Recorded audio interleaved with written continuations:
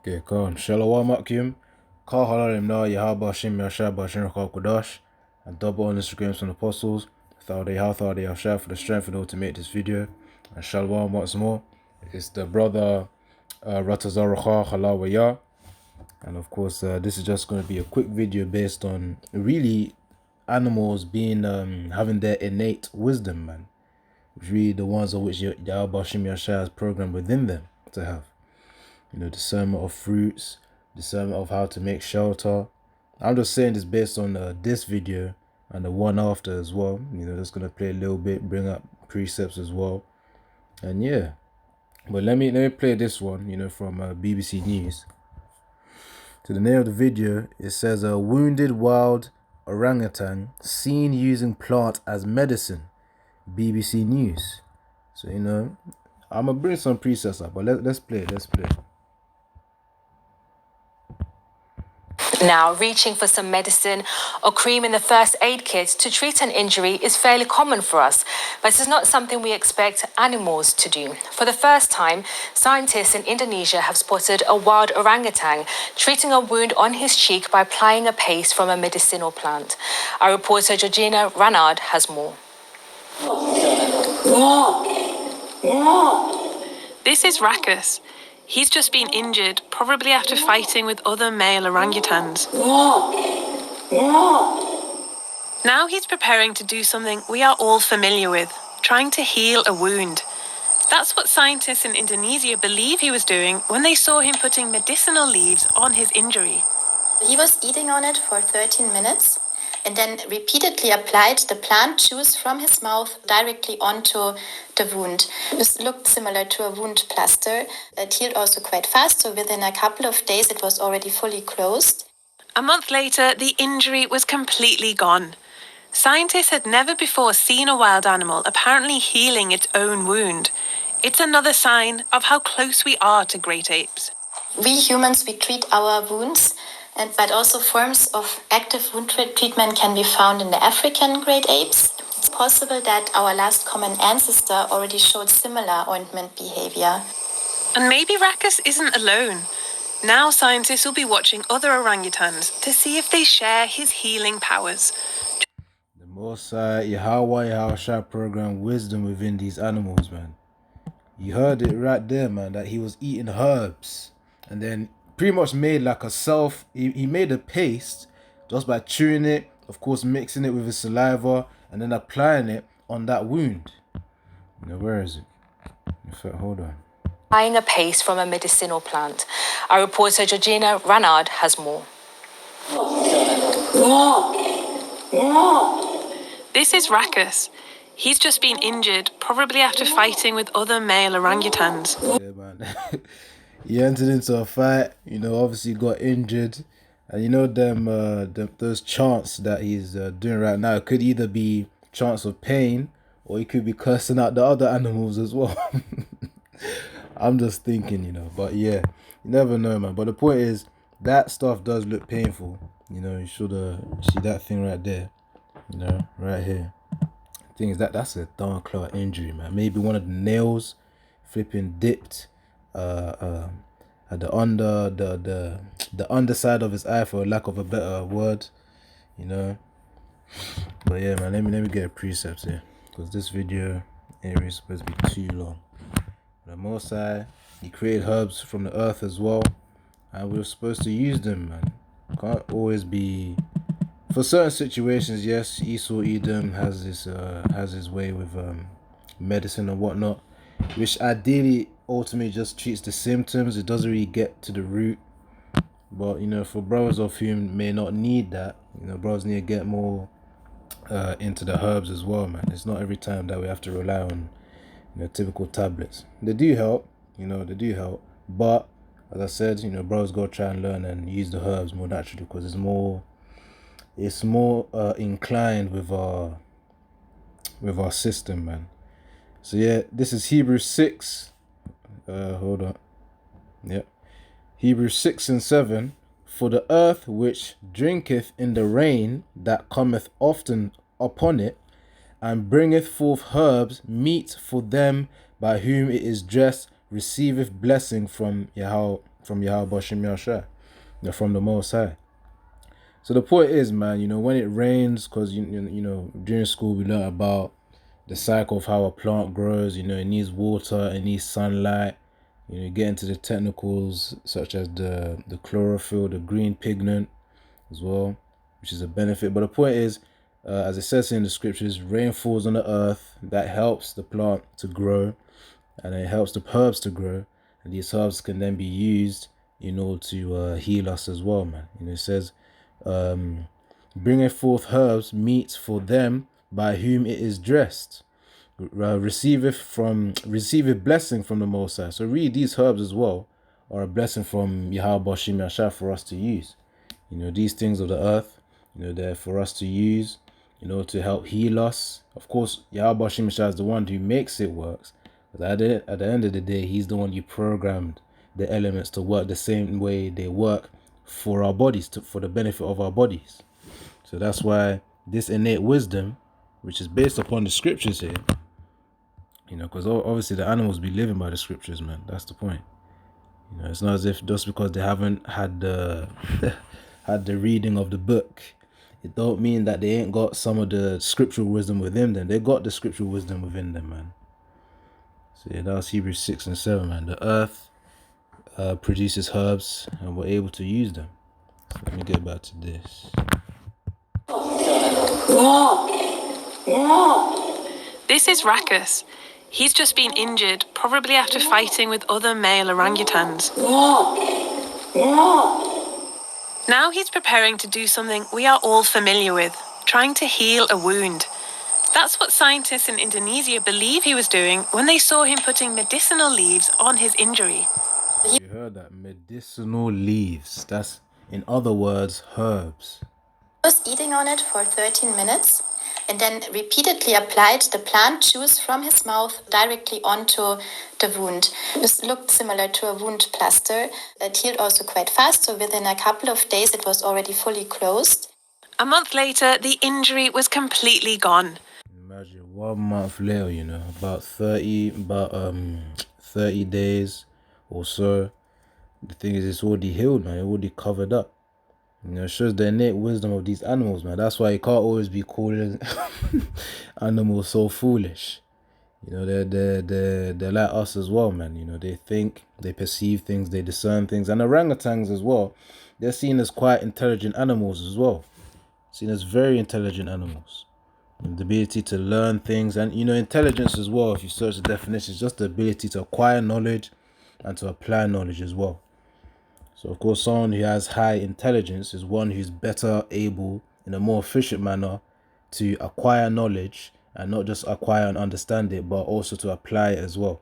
That's someone of higher intelligence. In case you hear that phrase, high intelligence. So Proverbs, let's see what this is, because even from the animals we can learn certain things as well, man. Our wisdom is based off of these scriptures, but the animals can be as examples to prove these scriptures to you, man, in certain scenarios, of course. Alright, so Proverbs 6 and 6. So this is basically based upon diligence anyways, but let's hear it out. So Proverbs 6 and 6 onwards. Go to the ant, thou sluggard, consider her ways and be wise. That's advice on, learning from the animals as well. Which having no guide, overseer or ruler, provideth her meat in the summer and gathereth her food in the harvest. How long wilt thou sleep, O sluggard? When wilt thou arise out of thy sleep? So it says, yet a little sleep, a little slumber, a little folding of the hands to sleep, so shall thy poverty on as one that travaileth, and thy want as an armed man. So the point is, man, if a person doesn't work, they're not going to reap the fruits thereof, man. It talks about what does it talk about? Basically, if a man sow corruption, he shall reap corruption. If you sow something fruitful, spiritual, you will then reap spiritual things. That's the point. So the point is to be diligent in the works, man. That's the point. Though the thing is, as we're also diligent in the works, this also applies even in a worldly sense where we still got to have a job as well. You know, we can't just be out here and, you know, flipping homeless and being too poor. That's why the scriptures talk about being content with being in between the riches and between being rich and poor. That's what I'm trying to say. But getting back to the point though, we're learning from the animals, man. So from the ant, we know that basically it's about hard work, man, laboring. You know, as we're laboring in this truth as well, if we were to apply this context of the ant, we know that we're supposed to be laboring right now before we then reap the harvest, which will be really from the salvation of Yahweh Shem Yashai, you know, us entering the chariots, Yahweh Ratazah, of course, that we are part of the elect, hence why we always call ourselves the hopeful elect. Then that'll be part of the harvest, man, from the salvation to reaping rulership in the kingdom under Yahweh Shai. So yeah, that's just you know, that's really the point there. Let me see something else. But yeah, man, we can learn things from these animals as well. Don't just look at them as some dumb dumb creatures. No, just because they can't communicate with us in English does not mean they're foolish, man. Even just regular old pigeons, you know, if you feed them for a time, you start to discern certain things, man. Like, you know, when they're frustrated, when they're hungry, or when you want them, when they want you to feed them, or even if they're just chilling, man. You know, if I got stories, but anyways, that's just from what I learned from dealing with feeding pigeons, man. You know, once you observe these animals, you could actually learn things from them. Like, damn. So obviously this just shows even more. The scriptures speak truth, man. The scriptures speak truth. It was already fully closed. A month later, the injury was completely gone. Scientists had never, As I said, innate wisdom, man, that Yahweh Shem Shai programmed within these animals. before seen a wild animal apparently healing its own wound. It's another sign of how close we are to great apes. We humans, we treat our wounds, but also forms of active wound treatment can be found in the African great apes. It's possible that our last common ancestor. Yeah. But the point is, yes, he did say us humans do treat our own wounds, but the predominant manner is not herbs. Typically, it's by, you know, tablets and other chemicals combined into tablets and flipping. I don't know if they call it concoctions or whatnot. You know, you already know, man. But let me even get this. Let me just get this. So, Job 13. 4. I got one more video as well to play in this screen recording.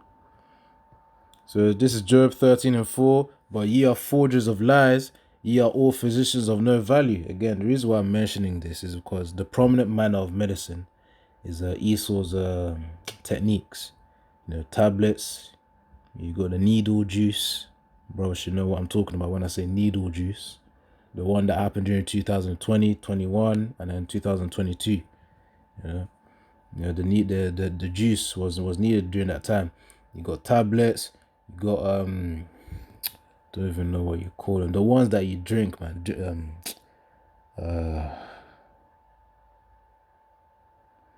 Basically liquid medicine.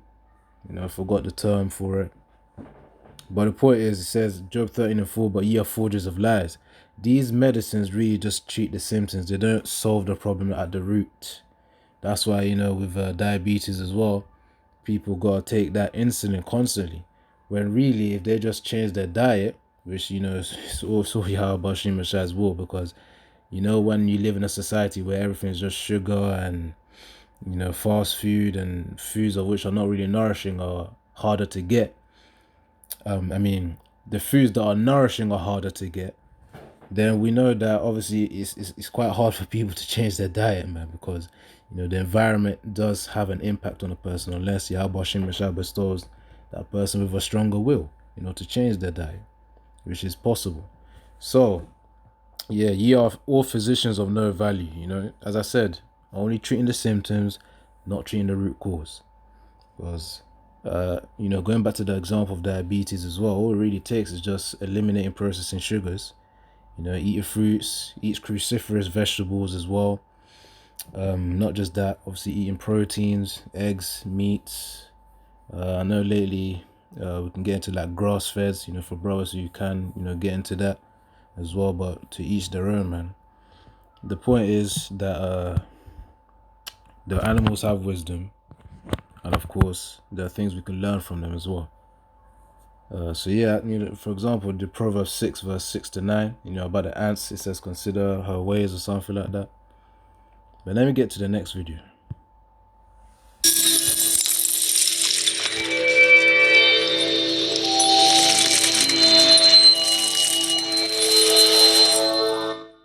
Yeah, this advert is unskippable. But this female finds a soul. This one's another show of the intelligence of orangutans, man. Pass on all this expertise to her own children. That one there previously was basically just an orangutan making an umbrella from leaves. That's it, man. Of course, they got discernment as well. When the rain falls, they're going to use the materials that they got around them to be resourceful in order to prevent themselves from getting soaked. And of course, from getting soaked, a person can get either start sneezing or whatnot, and you know, all of that. But the point is, they want to keep themselves as dry as possible. But this is the main one, man. This is the main one. At a jungle hut, this female finds a soul. You see the discernment. You see the discernment. The female orangutan pretty much licked the sharp edge and then gave a little tap on what is it, between the gap of her nose and the mouth, man, pretty much on top of her mouth. She tapped it just to see how sharp it was, and then she knew instantly that it was like it's a sharp object used to saw. You know, it's literally called a saw. At a jungle hut, this female finds a soul.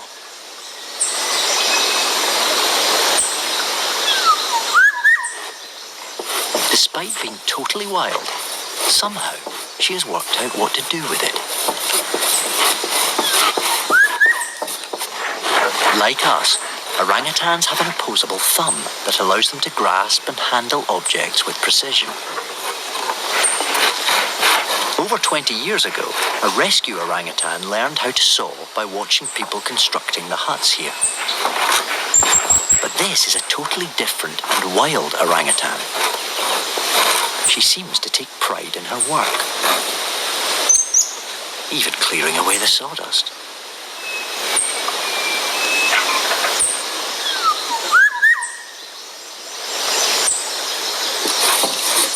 She's so smart, she uses her feet as a vice to steady the branch. Filming a wild-born and free-living orangutan mastering this complex task is remarkable. But now, she's not the only orangutan sawing. Spy orangutan has joined her.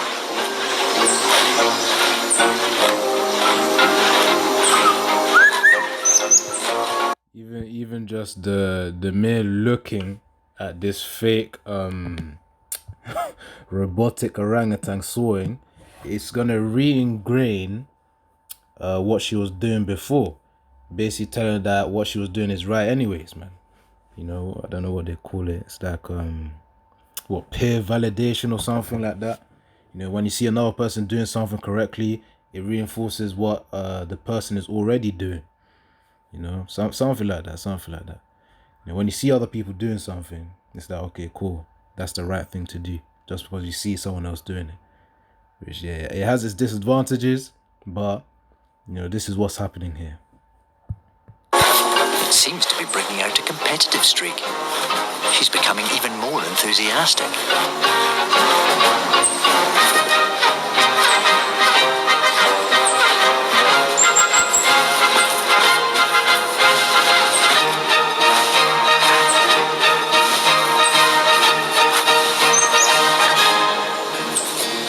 But for a novice, Sawing is tiring work. She's lost all momentum.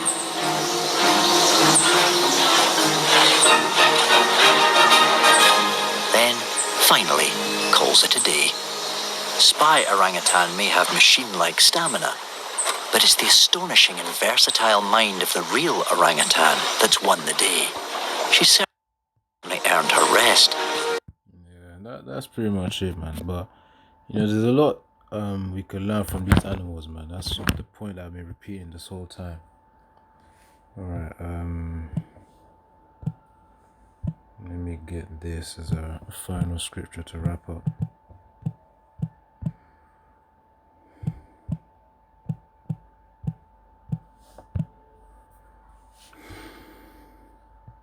So it says here, Proverbs chapter 4 and 5, get wisdom, get understanding, forget it not, neither decline from the words of my mouth, the words of Yahweh Shem Yahushua.